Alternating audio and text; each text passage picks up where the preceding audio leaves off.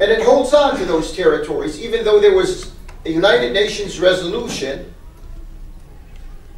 UN Resolution 242, that called on Israel to withdraw from the occupied territories. It never did. It continued to occupy and still continues to occupy the territories that it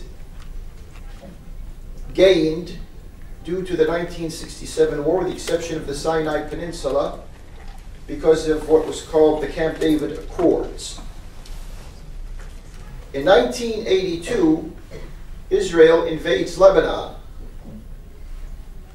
and destroys the Palestine Liberation Organization, the PLO.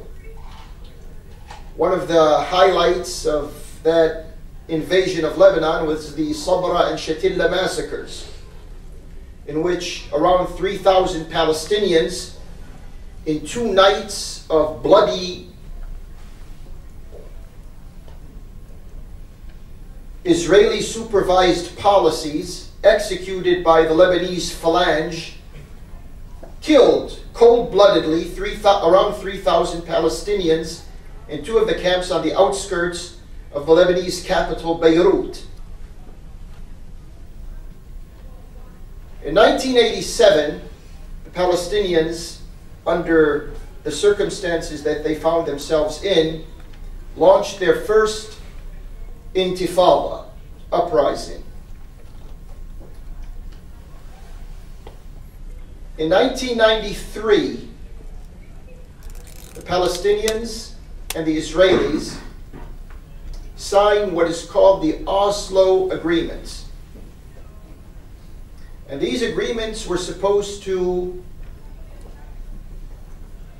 fine-tune and solve the critical issues that divide the 2 people. These critical issues, which were called final status issues, were the refugees, the settlement, water rights, the final borders between the two states that were envisaged for 2 different people, and then the status of Jerusalem. Nothing ever came about. There were timetables to the Oslo Accords.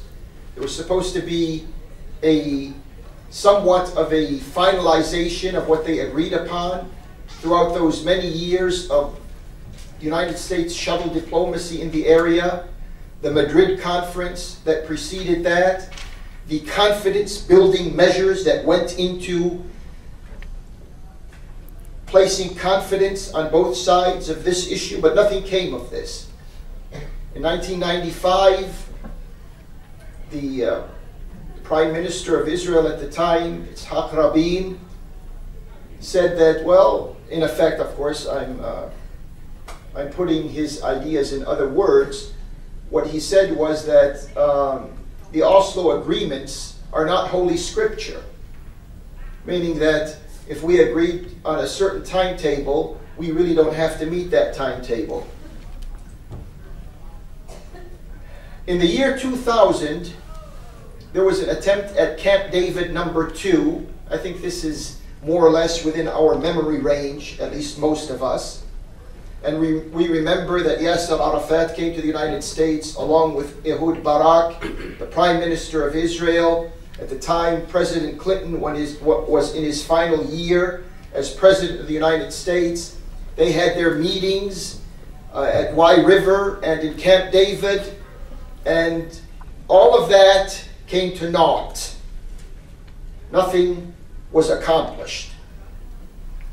The same year, in an act of historical provocation, the Prime Minister, or one of the main characters at the time in the Israeli government, goes to Al-Masjid Al-Aqsa, the third most sacred mosque in the Islamic faith, and antagonizes not only the Palestinian population, but the Muslim population in the world, the way he went there with guards and secret service and military personnel and the rest of all of this. And there began what was called Al-Aqsa Intifada. The same year, 2000, Israel was for the first time defeated militarily in the best sense of the word. And that is in reference to their presence in Lebanon. Israel had occupied Lebanon since 1982 when they invaded. They remained in occupation of Lebanon until the year 2000. In May of 2000, the Israeli forces packed, not because they wanted to, not because it was an agreement that was reached with their adversaries. They left because they were militarily defeated by a rising Islamic resistance in South Lebanon. In the year 2006, Israel, under the pretext of having few of its military personnel ambushed by the forces of Hezbollah in South Lebanon, launched a war that was supposed to cripple or defeat or even crush the Islamic resistance and Hezbollah in South Lebanon. None of that happened. It went with all its might and with all its force, using everything it had in its military arsenal to try to finish off Hezbollah in Lebanon, and it could not perform. This war of the summer of 2006, which continued for 33 or 34 days, ended up with a tremendous military tragedy of sorts for the Israeli Zionist war machine.